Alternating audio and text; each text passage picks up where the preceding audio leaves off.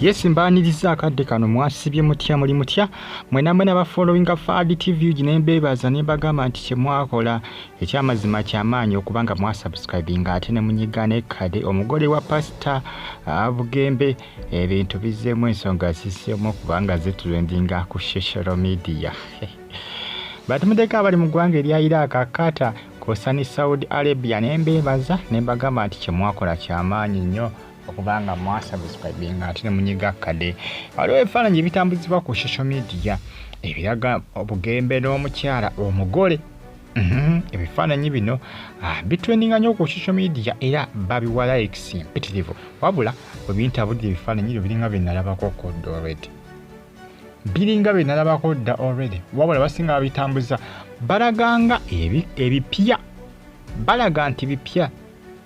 Nti ebifaananyi bino bya mukolo gwa Bugembe. Wabula omukolo gwa Bugembe gubawo gutya ngati tutegedde obintabudde mbinconfusinzemu kuba Bugembe yakamala okutegeka ekivulu wali ku Serena. Wabula omuvuyo gwabadde ku kivulu ekyo mbw ababbi babadde bayitirivu. Abantu babanyakuddeko amasimu, laptop z'abantu bazibye, abantu babawadde tiketi ez'ebikwangala. Naye simanyi nti ku Serena ne wanze okubaayo obuvuyo bwe butyo.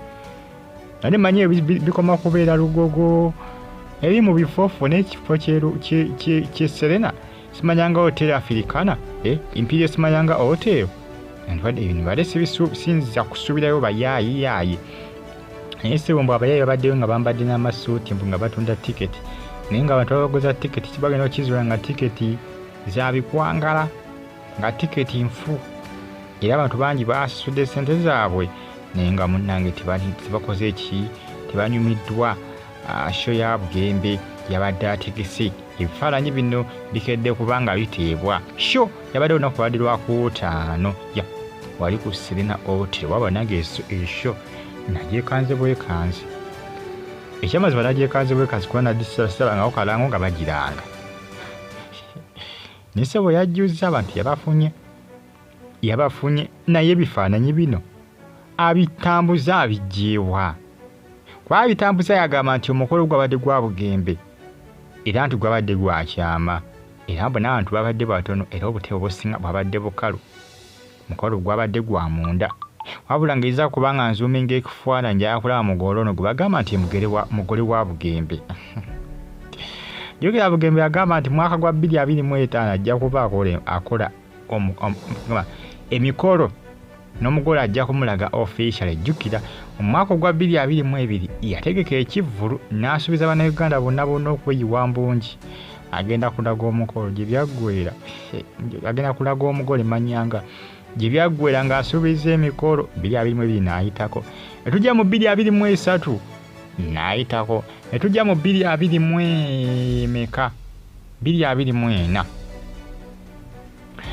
omwaka gwa 2024 ndoza nga gutandikawo mu makati gaagwo waliwo ebifaananyi byatambuzibwa ng'omusajja afaanana Bugembe kyabawo ne bagamba nti si Bugembe amufaanana bufaananyi. Abantu abasinga baali akitinga mu ngeri yanjawulo nga bagamba nti Bugembe ekyamazima ekola agimaze ekyamazima oli omusajja ali afaanana Bugembe.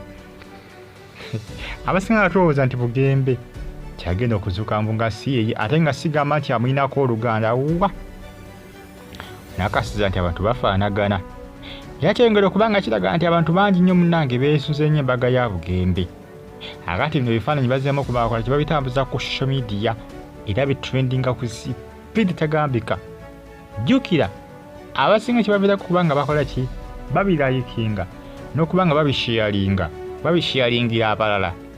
Omwaka oguwedde gwa 2024 yasuubiza nti mu 2025 agenda kuba akola emikolo era agenda kubalaga omugole we.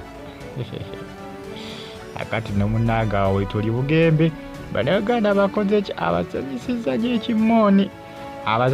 nnyo ekimmooni era bannange obunkenke bwe baliko bw'amaanyi buli omu balinze mugole we naye omugole yalabika omugole talabikako